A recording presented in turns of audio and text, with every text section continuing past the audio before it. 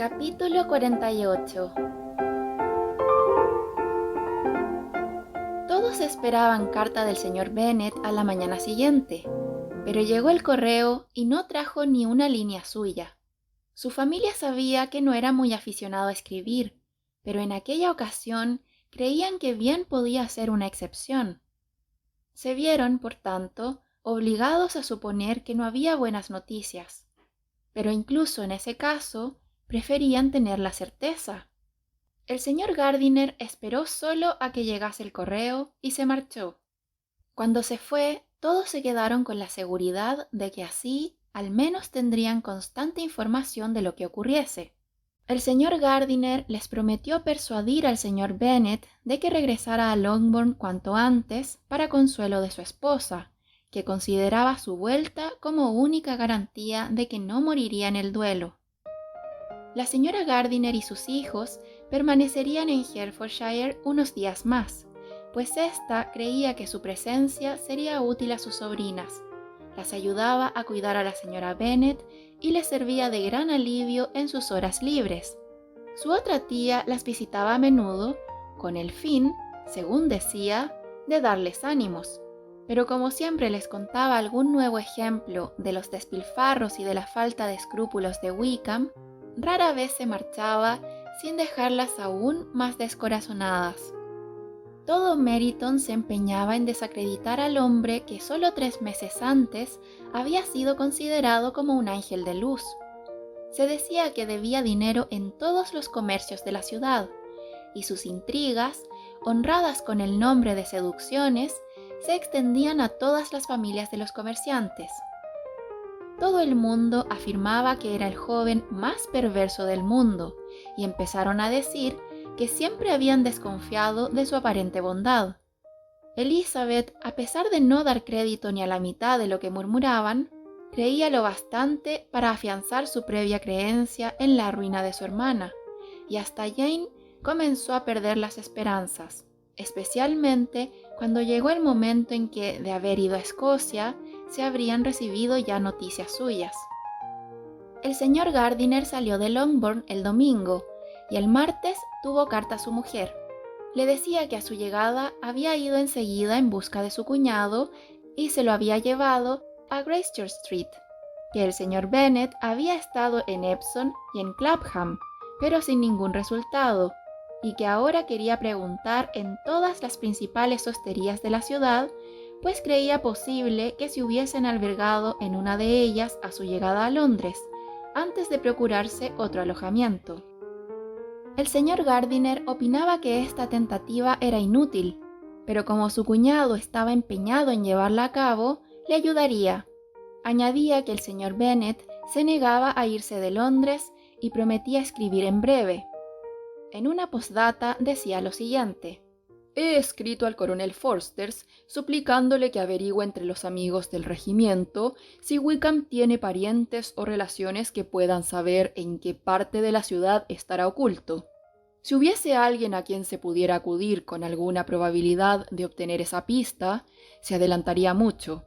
Por ahora no hay nada que nos oriente. No dudo que el coronel Forsters hará todo lo que esté a su alcance para complacernos, pero quizá Elizabeth pueda indicarnos mejor que nadie si Wickham tiene algún pariente». Elizabeth comprendió el porqué de esta alusión, pero no podía corresponder a ella. Jamás había oído decir si tenía parientes, aparte de su padre y su madre muertos hacía muchos años, pero era posible que alguno de sus compañeros fuera capaz de dar mejor información, y aunque no era optimista, consideraba acertado preguntarlo. En Longbourn los días transcurrían con gran ansiedad que crecía con la llegada del correo. Todas las mañanas esperaban las cartas con impaciencia. Por carta habrían de saber la mala o buena marcha del asunto, y cada día creían que iban a recibir alguna noticia de importancia. Pero antes de que volvieran a saber del señor Gardiner, llegó de Hunsford una misiva para el señor Bennet de su primo Collins. Como Jane había recibido la orden de leer en ausencia de su padre todo lo que recibiese, abrió la carta. Elizabeth, que sabía cómo eran las epístolas de Collins, leyó también por encima del hombro de su hermana. Decía así: Mi querido señor, nuestro parentesco y mi situación en la vida me llevan a darle mis condolencias por la grave aflicción que está padeciendo, de la que fuimos informados por una carta de Hertfordshire. No dude de que tanto la señora Collins como yo les acompañamos en el sentimiento a usted y a toda su respetable familia en la presente calamidad, que ha de ser muy amarga, puesto que el tiempo no la puede borrar. No faltarán argumentos por mi parte para aliviar tan tremenda desventura, o servir de consuelo en circunstancias que para un padre han de ser más penosas que para todos los demás. La muerte de una hija habría sido una bendición comparada con esto, y es más lamentable porque hay motivos para suponer, según me dice mi querida Charlotte, que esa licenciosa conducta de su hija procede de un deplorable exceso de indulgencia, aunque al mismo tiempo, y para consuelo suyo y de su esposa, me inclino a pensar que debía de ser de naturaleza perversa, pues de otra suerte no habría incurrido en tal atrocidad a una edad tan temprana. De todos modos, es usted digno de compasión, opinión que no sólo comparte la señora Collins, sino también Lady Catherine y su hija, a quienes he referido el hecho. Están de acuerdo conmigo en que ese mal paso de su hija será perjudicial para la suerte de las demás, porque ¿quién, como la propia Lady Catherine dice afablemente, querrá emparentar con semejante familia? Esta consideración me mueve a recordar con la mayor satisfacción cierto suceso del pasado noviembre, pues a no haber ido las cosas como fueron, me vería ahora envuelto en toda la tristeza y desgracia de ustedes. Permítame, pues, que le aconseje, querido señor, que se resigne todo lo que pueda y arranque a su indigna hija para siempre de su corazón, y deje que recoja ella los frutos de su abominable ofensa. El señor Gardiner no volvió a escribir hasta haber recibido contestación del coronel Forsters, pero no pudo decir nada bueno. No se sabía que Wickham tuviese relación con ningún pariente, y se aseguraba que no tenía ninguno cercano. Antiguamente había tenido muchas amistades, pero desde su ingreso en el ejército parecía apartado de todo el mundo. No había nadie, por consiguiente, capaz de dar noticias de su paradero. Había un poderoso motivo para que se ocultara, que venía a sumarse al temor de ser descubierto por la familia de Lidia, y era que había dejado tras sí una gran cantidad de deudas de juego. El coronel Forsters opinaba que serían necesarias más de 1000 libras para clarear sus cuentas en Brighton. Mucho debía en la ciudad, pero sus deudas de honor eran aún más elevadas. El señor Gardiner no se atrevió a ocultar estos detalles a la familia de Longbourn. Jane se horrorizó. ¡Un jugador! Eso no lo esperaba. No podía imaginármelo. Añadía el señor Gardiner en su carta que el señor Bennet iba a regresar a Longbourn al día siguiente, que era sábado.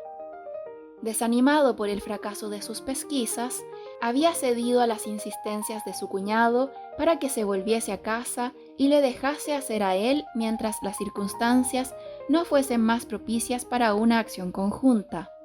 Cuando se lo dijeron a la señora Bennet, no demostró la satisfacción que sus hijas esperaban en vista de sus inquietudes por la vida de su marido. ¡Que viene a casa y sin la pobre Lidia!, exclamó. No puedo creer que salga de Londres sin haberlos encontrado. ¿Quién retará a Wickham y hará que se case si Bennet regresa? Como la señora Gardiner ya tenía ganas de estar en su casa, se convino que se iría a Londres con los niños, aprovechando la vuelta del señor Bennet. Por consiguiente, el coche de Longbourn les condujo hasta la primera etapa de su camino y trajo de vuelta al señor Bennet. La señora Gardiner se fue perpleja aún al pensar en el encuentro casual de Elizabeth y su amigo de Derbyshire en dicho lugar.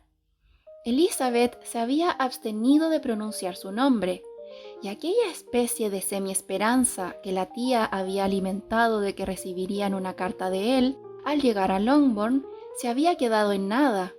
Desde su llegada, Elizabeth no había tenido ninguna carta de Pemberley. El desdichado estado de toda la familia hacía innecesaria cualquier otra excusa para explicar el abatimiento de Elizabeth. Nada, por lo tanto, podía conjeturarse sobre aquello, aunque a Elizabeth, que por aquel entonces sabía a qué atenerse acerca de sus sentimientos, le constaba que a no ser por Darcy, habría soportado mejor sus temores por la deshonra de Lidia. Se habría ahorrado 1 o 2 noches de no dormir. El señor Bennet llegó con su acostumbrado aspecto de filósofo. Habló poco, como siempre. No dijo nada del motivo que le había impulsado a regresar, y pasó algún tiempo antes de que sus hijas tuvieran el valor de hablar del tema. Por la tarde, cuando se reunió con ellas a la hora del té, Elizabeth se aventuró a tocar la cuestión. Expresó en pocas palabras su pena por lo que su padre debía haber sufrido, y éste contestó: Déjate. ¿Quién iba a sufrir sino yo? Ha sido por mi culpa, y está bien que lo pague. No seas tan severo contigo mismo, replicó Elizabeth. No hay contemplaciones que valgan en males tan grandes. La naturaleza humana es demasiado propensa a recurrir a ellas. No, Lizzie, deja que de una vez en la vida me dé cuenta de lo mal que he obrado. No voy a morir de la impresión. Se me pasará bastante pronto. ¿Crees que están en Londres? Sí. ¿Dónde, si no, podrían estar tan bien escondidos? Y Lidia siempre deseó tanto ir a Londres, añadió Catherine. Entonces debe de ser feliz, dijo su padre fríamente. Y no saldrá de allí en mucho tiempo. Después de un corto silencio, prosiguió. Lizzie, no me guardes rencor por no haber seguido tus consejos del pasado mayo. Lo ocurrido demuestra que eran acertados. En ese momento fueron interrumpidos por Jane, que venía a buscar el té para su madre. Mirad qué bien, exclamó el señor Bennet. Eso presta cierta elegancia al infortunio. Otro día haré yo lo mismo. Me quedaré en la biblioteca, con mi gorro de dormir y mi batín, y os daré todo el trabajo que pueda. ¿O acaso lo deje para cuando se escape Catherine? Yo no voy a escaparme, papá, gritó Catherine furiosa. Si yo hubiera ido a Brighton, me habría portado mejor que Lidia. ¿Tú, a Brighton? No me fiaría de ti, ni aunque fueras nada más que a la esquina. No, Catherine, por fin he aprendido a ser cauto, y tú lo has de sentir. No volverá a entrar en esta casa un oficial aunque vaya de camino. Los bailes quedarán absolutamente prohibidos, a menos que os acompañe una de vuestras hermanas. Y nunca saldréis ni a la puerta de la casa sin haber demostrado que habéis vivido 10 minutos del día de un modo razonable. Catherine se tomó en serio todas estas amenazas y se puso a llorar. Bueno, bueno, dijo el señor Bennet. No te pongas así. Si eres una buena chica en los próximos 10 años, en cuanto pasen, te llevaré a ver un desfile.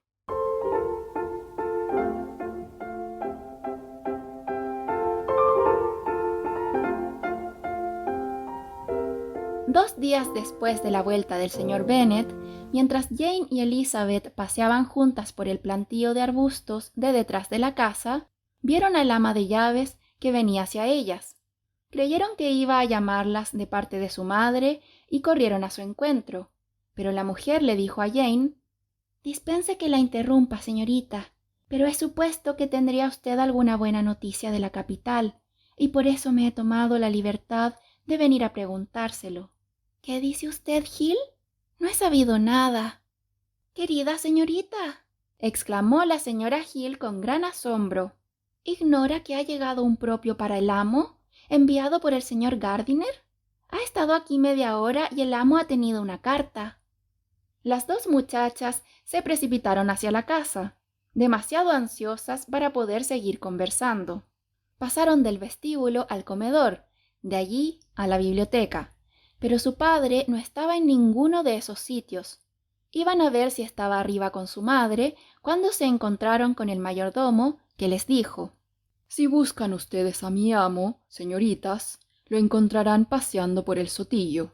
Jane y Elizabeth volvieron a atravesar el vestíbulo y cruzaron el césped, corriendo detrás de su padre, que se encaminaba hacia un bosquecillo de al lado de la cerca. Jane, que no era tan ligera ni tenía la costumbre de correr de Elizabeth, se quedó atrás, mientras su hermana llegaba jadeante hasta su padre y exclamó: ¿Qué noticias hay, papá? ¿Qué noticias hay? ¿Has sabido algo de mi tío? Sí, me ha mandado una carta por un propio.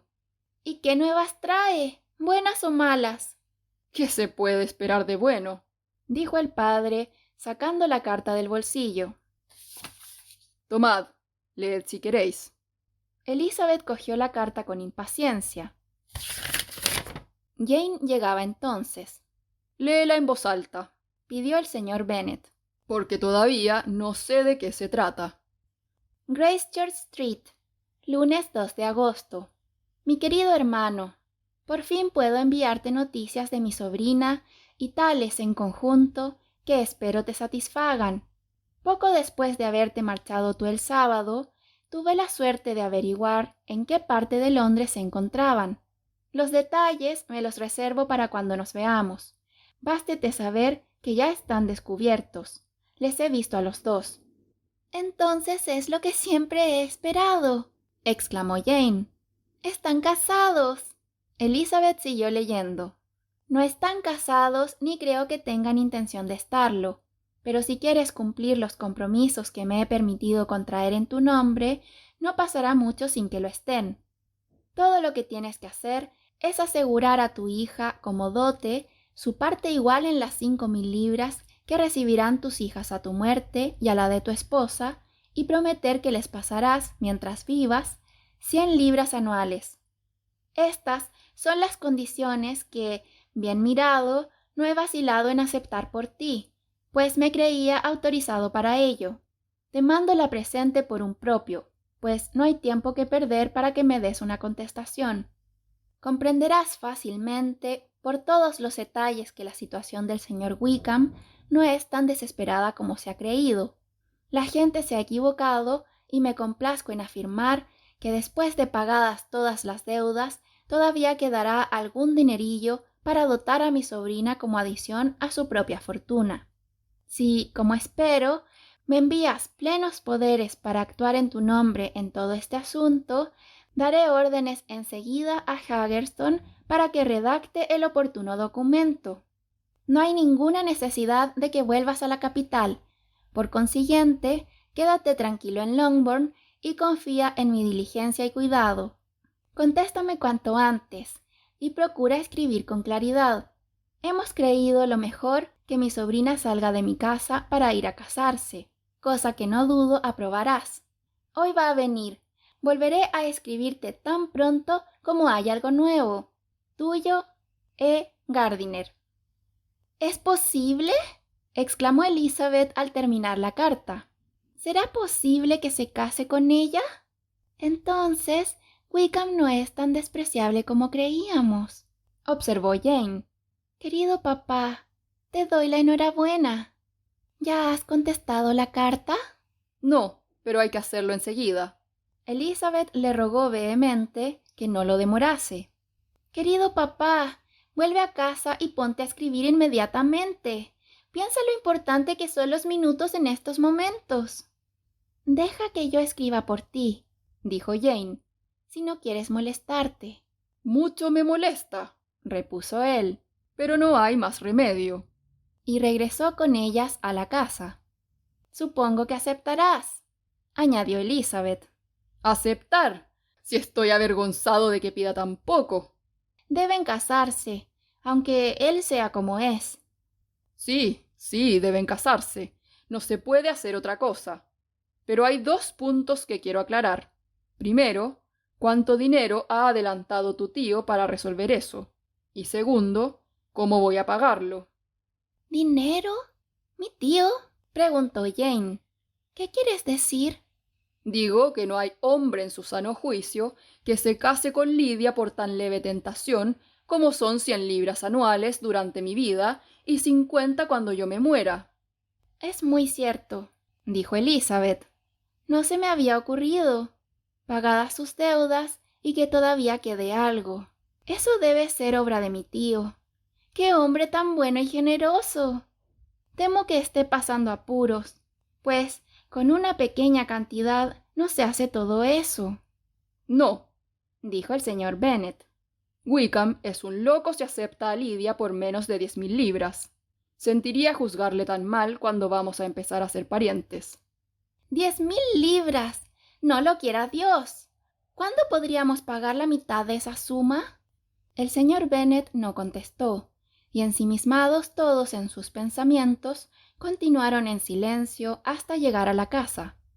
El padre se metió en la biblioteca para escribir, y las muchachas se fueron al comedor. ¿Se irán a casar de veras?, exclamó Elizabeth en cuanto estuvieron solas. ¡Qué raro! Y habremos de dar gracias aún. A pesar de las pocas probabilidades de felicidad de ese matrimonio y de la perfidia de Wickham, todavía tendremos que alegrarnos.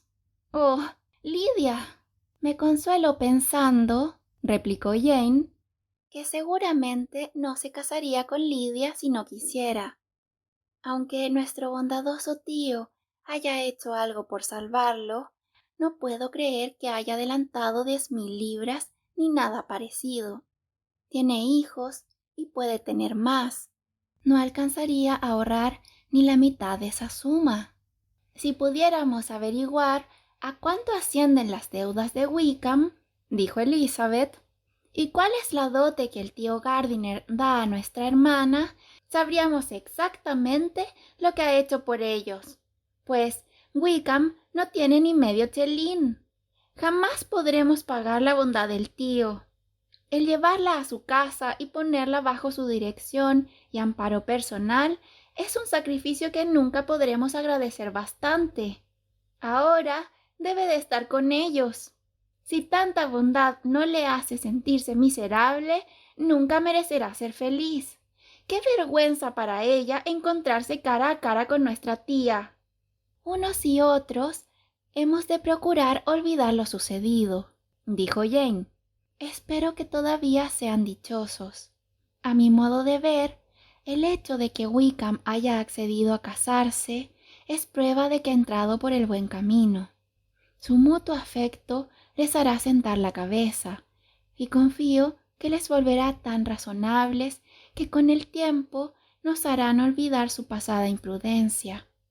Se han portado de tal forma, replicó Elizabeth, que ni tú, ni yo, ni nadie podrá olvidarla nunca. Es inútil hablar de eso. Se les ocurrió entonces a las muchachas que su madre ignoraba por completo todo aquello. Fueron a la biblioteca y le preguntaron a su padre si quería que se lo dijeran. El señor Bennet estaba escribiendo y sin levantar la cabeza contestó fríamente. Como gustéis. ¿Podemos enseñarle la carta del tío Gardiner? Enseñadle lo que queráis y largaos. Elizabeth cogió la carta de encima del escritorio y las 2 hermanas subieron a la habitación de su madre. Mary y Catherine estaban con la señora Bennet y por lo tanto tenían que enterarse también. Después de una ligera preparación para las buenas nuevas, se leyó la carta en voz alta. La señora Bennet apenas pudo contenerse y en cuanto Jane llegó a las esperanzas del señor Gardiner de que Lidia estaría pronto casada, estalló su gozo y todas las frases siguientes lo aumentaron. El júbilo le producía ahora una exaltación que la angustia y el pesar no le habían ocasionado. Lo principal era que su hija se casase. El temor de que no fuera feliz no le preocupó lo más mínimo. No la humilló el pensar en su mal proceder. Mi querida, mi adorada Lidia, exclamó. ¡Es estupendo! ¡Se casará! ¡La volveré a ver! ¡Casada a los 16 años! ¡Oh, qué bueno y cariñoso eres, hermano mío! Ya sabía yo que había de ser así, que todo se arreglaría. ¡Qué ganas tengo de verla! Y también al querido Wickham. Pero, ¿y los vestidos? ¿Y el traje de novia? Voy a escribirle ahora mismo a mi cuñada para eso. Lizzie, querida mía, corre a ver a tu padre y pregúntale cuánto va a darle. Espera, espera, iré yo misma. Toca la campanilla, Catherine, para que venga Hill. Me vestiré en un momento. Oh, mi querida, mi Lidia del alma. Qué contentas nos pondremos las dos al vernos. La hermana mayor trató de moderar un poco la violencia de su exaltación y de hacer pensar a su madre en las obligaciones que el comportamiento del señor Gardiner les imponía a todos. Pues hemos de atribuir este feliz desenlace, añadió, a su generosidad. Estamos convencidos de que ha socorrido a Wickham con su dinero. Bueno, exclamó la madre, es muy natural. ¿Quién lo había de hacer más que tu tío? Si no hubiese tenido hijos, habríamos heredado su fortuna, ya lo sabéis. Y esta es la primera vez que hace algo por nosotros, aparte de unos pocos regalos. ¡Qué feliz soy! Dentro de poco tendré una hija casada. La señora Wickham. ¡Qué bien suena! Y cumplió solo 16 años el pasado junio. Querida Jane, estoy tan emocionada que no podré escribir, así que yo dictaré y tú escribirás por mí. Después determinaremos con tu padre lo relativo al dinero, pero las otras cosas hay que arreglarlas ahora mismo.